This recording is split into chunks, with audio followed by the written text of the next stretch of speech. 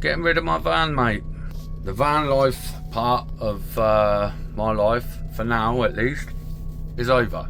I've had this van now for over 5 years. I've taken it to France a couple of times. I've had it over in Spain fishing. I've travelled all around the UK working and living out of it.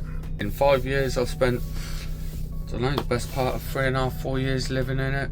No, it's done me really well, but life is changing. If I get myself another van, I'll be looking for something a bit smaller. I mean, I love this van. I don't, there's a big part of me that doesn't want to get rid of it, but unfortunately, with working away from home, we quite often work in like big cities, or like, say for example, our next job's in Ireland, near Dublin, and either just leave it and let it sit for months on end, and then when I come back, I've got to sort the brakes out, put a new battery on it, you know, just to keep it going. Or get myself something a little smaller, maybe even a car. Since the last time I drove this anywhere, I've got the engine running now just to put a bit of charge back in the battery. I haven't driven it on a proper journey for quite a few months. Since then I've been Thailand, Spain, Vietnam. Yeah, just finished working in Bristol. And it's just been sat here, mate, and I love this van, but I think maybe it's time to try and sell her. For some reason, the back door doesn't want to open. Equally, the side door didn't open from outside. It opened fine from the inside, and now it opens from the outside. I think it might just be where the battery is run completely flat.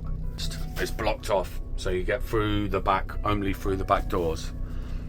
And I don't think the battery's got enough to, you know, unlock it on the central lock-in. So what I'm hoping is that I can run the engine for a little while, put plenty of battery life in there, and I'm hoping it will just open. If it doesn't, then I'm going to have to go through my wardrobe space here, get the jigsaw out, cut a hole through that, and then go through into the back and then open it from the inside.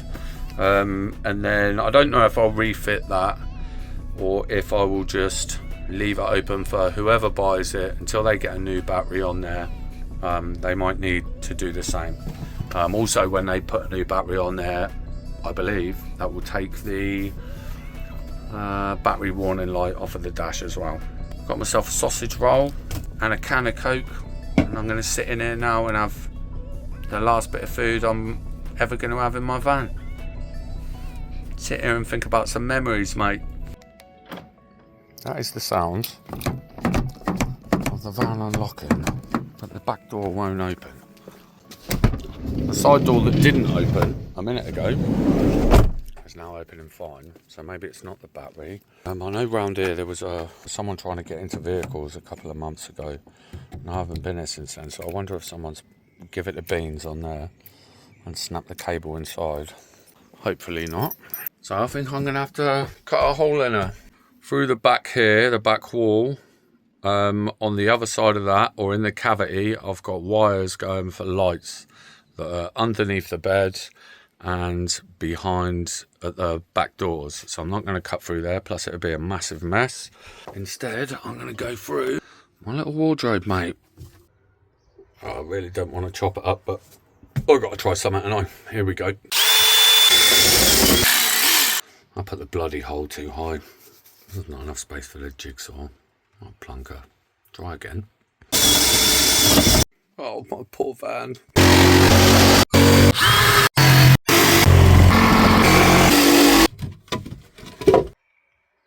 That didn't feel great. Big question now is, am I skinny enough to get through that gap? Jesus. Righto. Please don't get stuck. Oh, my pants are coming down. Well, I'm definitely in the back of the van. I might just have a little lay down and have a kip, mate. It's a moment of truth. If I pull the door handle and the door opens, then it's a really small problem. It's fine. If I pull the door handle and it doesn't open, yeah, I don't know. Could mean me losing my temper and just kicking the living out of it. Well, that's not going to help anyone, is it? Getting old now, mate. Bit more sensible. Moment of truth.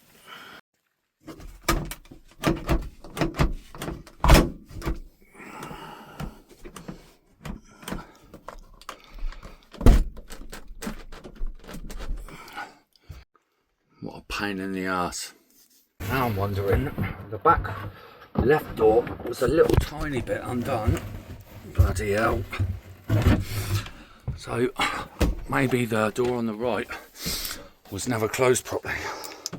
So let's have a try of that, mate. Push them shut properly. Hopefully, I don't know, man. Hopefully it will do something.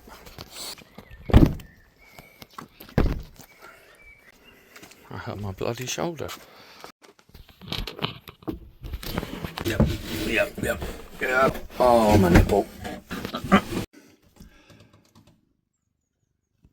I completely forgot about that.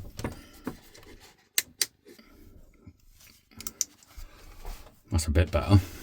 I'm wondering if I can get a screwdriver in behind there and lift that latch off. Maybe this door will open, because that seems to be the only thing that's holding this one on, except the fact that this one is the door that shuts first and then this one shuts onto it. I can maybe pull that back with a screwdriver. Hopefully this door will open. Let's have a look in here. I think there's a little paddle in there that I might be able to press, and it might open the door.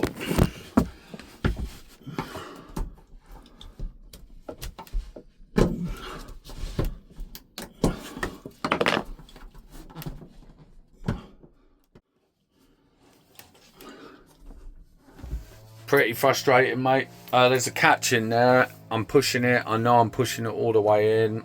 The door's still not going. I don't know if there's a cable broke or if it's just stuck, wedged, greasy. I don't know. Oh, it's really frustrating. Surely I can't sell my van with a whopping great big hole in the centre of it. And a new door it needs, potentially. What a pain in the ass. I watched a YouTube video and it made it look really easy. There was like a little black catch and you just push that and the door opens, but it's not that easy. I can feel it compressing, but there's nothing happening. Oh no, or is it that? I've been pressing this black catch here, but on the video it's this silver bit down here. So if I...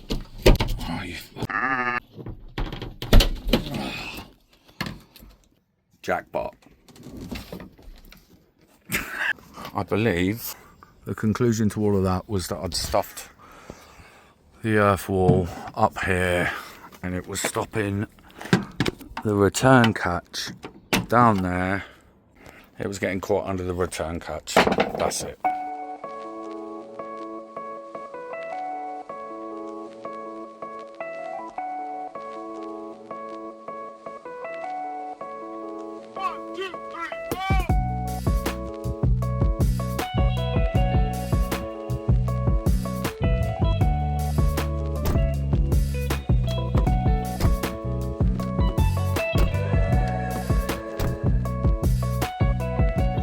And now she works.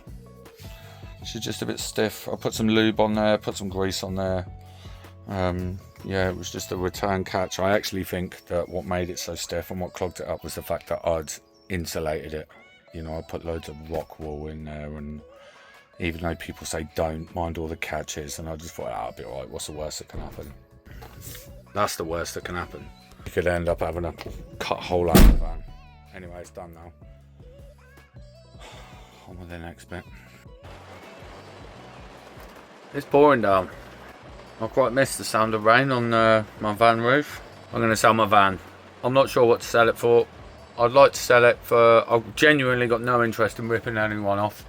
Also, I don't want to undercut myself. The trouble is, I'm here, there and everywhere, so the chances of me actually being able to sell it are slim. I might have to ask a friend to sell it. See how we go, eh? It's been a couple of days since I recorded all of what you've just watched. I'm travelling to Ireland tomorrow morning. In the last couple of days, I've cleaned the van up and I've put it up for sale. Or by the time you see this, rather, it will be up for sale. If you go onto Facebook and you're interested in buying my van, go onto Facebook, go onto my page on Facebook. It's got the same emblem, you know, the little AI generated pretty lady with the 2 fishing rods. Furzy, Furzey. By the time I come back from Ireland, there's a good chance that my van won't be my van anymore. And that makes me a little bit sad. Because I really love it, mate. I put my heart and soul into this. I've been all over France and all over Spain. I've lived out of it. Me and Jensen lived in here. My boy. Hey, life moves on, doesn't it? Life moves on. On with the next bit of life, which starts tomorrow. Travelling to Ireland. Cheers, old girl. That's a bit dramatic, but I'm a bit sad, mate. Well, I'm going to go and cry.